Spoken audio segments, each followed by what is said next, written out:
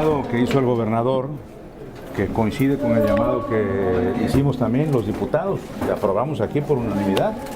Aquí todos los diputados aprobaron por unanimidad el punto de acuerdo,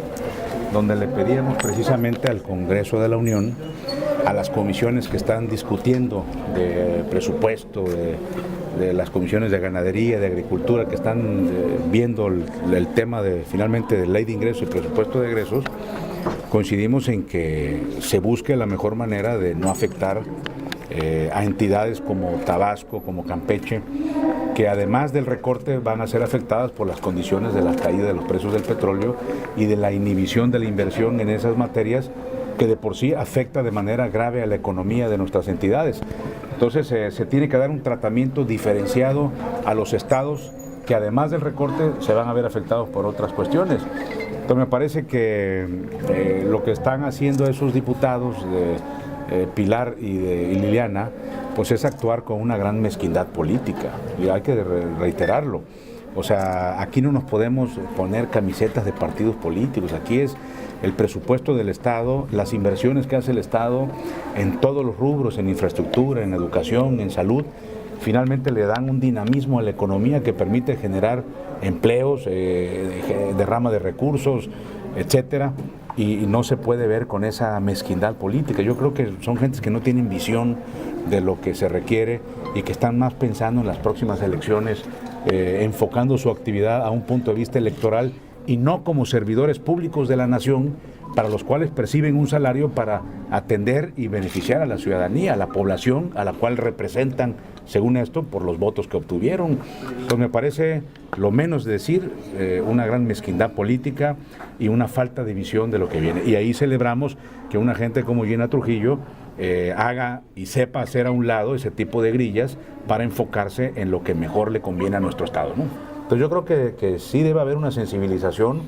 y que el gobierno y los diputados, como es facultad exclusiva de la Cámara de Diputados, la aprobación de la ley de ingresos y del presupuesto de egresos, pueda haber esta mayor sensibilización. Y nosotros hablamos por Tabasco, porque no conozco ya el caso particular de cada entidad federativa, pero aquí estamos viviendo una crisis doble, aparte de la que ya mencionamos, entonces deben de tener un tratamiento distinto. El presidente de la República estuvo aquí, estuvo el gobernador de Campeche, estuvo el gobernador de Tabasco,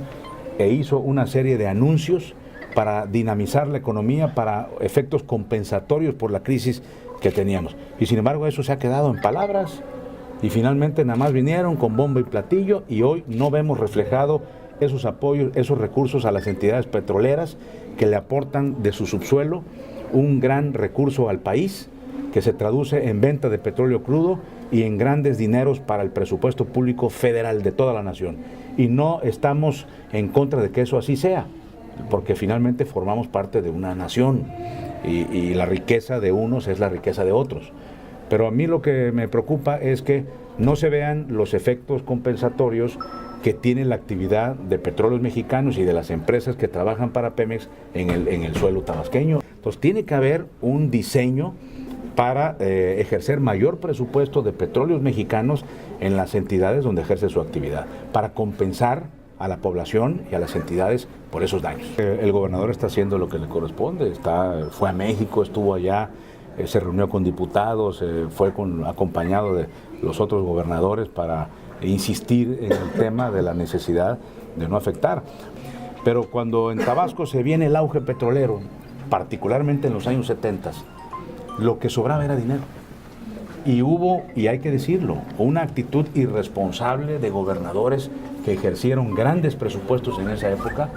en materia de crecimiento de la burocracia estatal. Como lo que sobraba era dinero, pues lo más fácil era crear burocracia, crear plazas, crear empleados. Y hoy que no hay la bonanza económica, que desde el 2007-2008 se nos quitaron la fórmula compensatoria de participaciones federales bajo el viejo esquema, hoy Tabasco está padeciendo eso, porque la burocracia le cuesta al erario público una gran parte del presupuesto, que no se puede invertir en nueva infraestructura, en educación, en salud, en caminos vecinales, en centros de salud en las comunidades. Hoy no tenemos los recursos para eso. Entonces yo creo que el gobierno federal tiene que entender esto de manera muy clara y apoyar a los estados a que el recorte en esas entidades no sea tan dramático como lo va a ser de por sí para todo el país. Entonces hoy lo que estamos viendo es que la afectación en las fórmulas de participaciones federales han puesto al Estado en una situación grave económica, porque casi todo es gasto corriente, todo es nómina, todos son servicios de seguridad social, el ISSSTE le tiene un costo todavía muy alto para el gobierno del Estado y bueno, pues no hay margen de maniobra para el gobierno. Entonces necesitamos que se nos den consideraciones y si encima de eso se sabe que entidades federativas, y lo ha señalado la propia dirigente nacional del PRD, como en el caso del Estado de México, no separaron los grandes proyectos que en muchos estados sí separaron, porque dijeron estos no son proyectos prioritarios y en consecuencia vamos a dejarlos para un estado, un tiempo de mejor bonanza.